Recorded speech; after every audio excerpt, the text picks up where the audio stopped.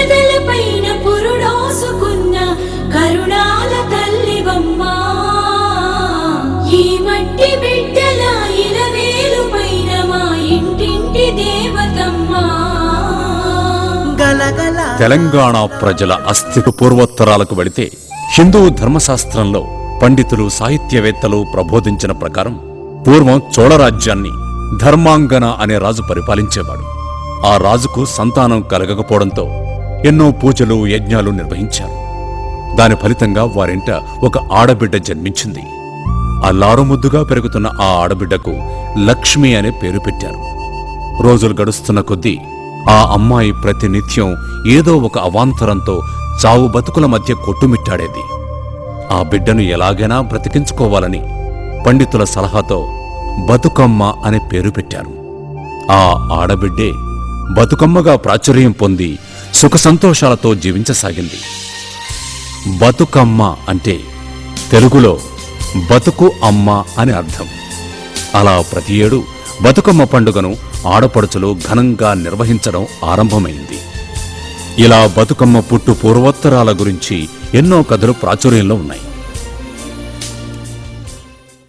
బతుకమ్మ పండుగ అంటేనే ప్రకృతి, మహిళ, పుష్పాలతో సమ్మిళితమైన ప్రకృతి పండుగ.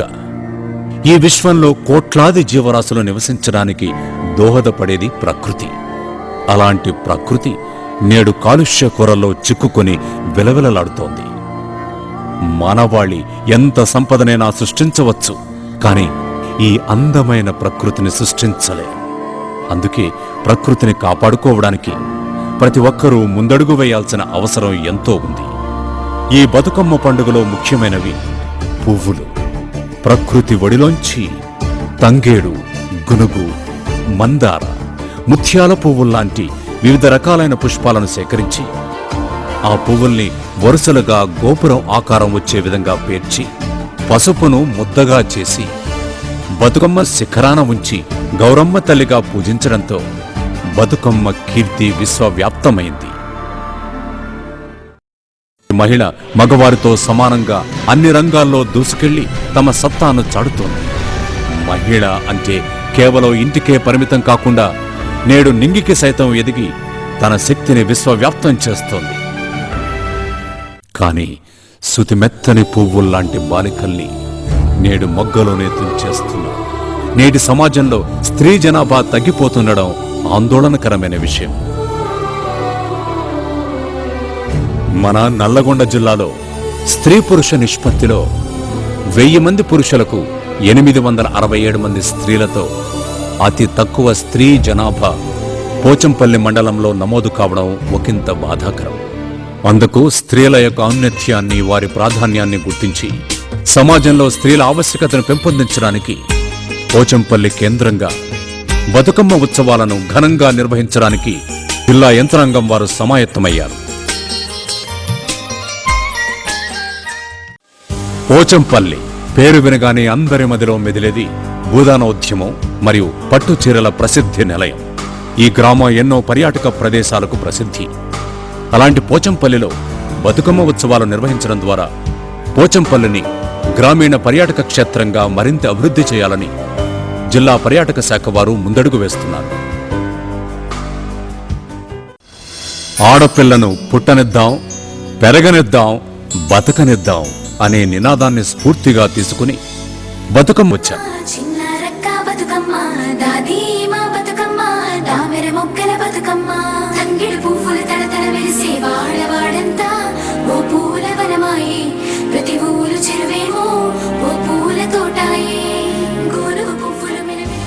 నాలుగవ రోజు కార్యక్రమానికి కనుముక్కల గ్రామ సర్పంచ్ శ్రీమతి పాక కవితా వెంకటేష్ గారు విచ్చేసి బతుకమ్మ ఆటలతో అలరించారు. 9 రోజుల పాటు ప్రతిరోజు ఒక ప్రత్యేకతతో బతుకమ్మ ఉత్సవాలు నిర్వహించారు. ప్రతిరోజు జిల్లా యంత్రాంగం, ప్రజాప్రతినిధులు విచ్చేసి ఈ పండుగ ప్రాధాన్యాన్ని ప్రజల్లో మరింత విస్తరింపచేశారు.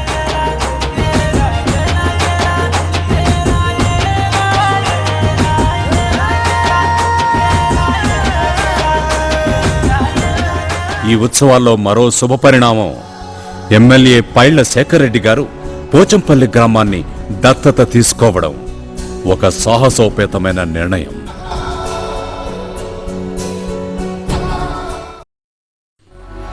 ఈ బతుకమ్మ పండుగలో మరో అద్భుత ఘట్టం బతుకమ్మ నిమజ్జనం. ప్రకృతి ఒడిలో పుట్టిన పువ్వుల్ని పూజించి తిరిగి ఆ ప్రకృతి ఒడి అయిన నీటిలో నిమజ్జనం చేయడమే ఈ పండుగ ప్రత్యేకత. ఆ ప్రకృతి పుష్పాలను నీటిలో నిమజ్జనం చేయడం ద్వారా ఆ నీటి శుద్ధికి కూడా పుష్పాలు దోహదపడతాయి. ఈ ఉత్సవాలకు అతిథులుగా ఎంపీ బూర నర్సయ్య గౌడ్ మరియు ఎమ్మెల్యే పైళ్ల శేఖర్ రెడ్డి గారి సతీమణులు విచ్చేసి మహిళల్లో ఉత్సాహాన్ని నింపారు. ఈ కార్యక్రమం విజయవంతం కావడంలో మహిళల పాత్ర ఎంతో కీలకం.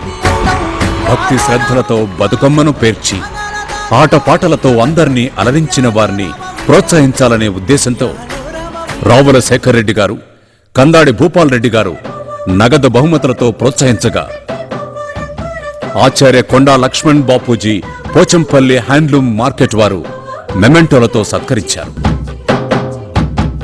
ఈ వేడుకలను పోచంపల్లిలో నిర్వహించడం ద్వారా గ్రామం మరింత ఖ్యాతి గడించింది.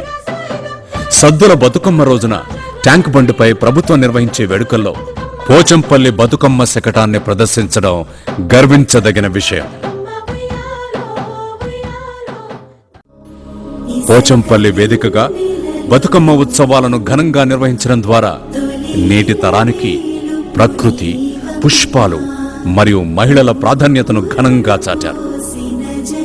ప్రకృతి లేని రోజున మానవుడి మనుగడే లేదన్న సత్యాన్ని మనందరం గ్రహిద్దాం.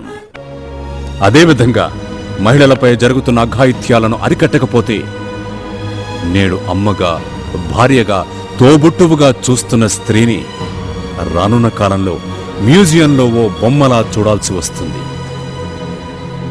స్త్రీలు లేని సమాజం అంటే భవిష్యత్తు లేని మానవాళి అని గ్రహిద్దాం.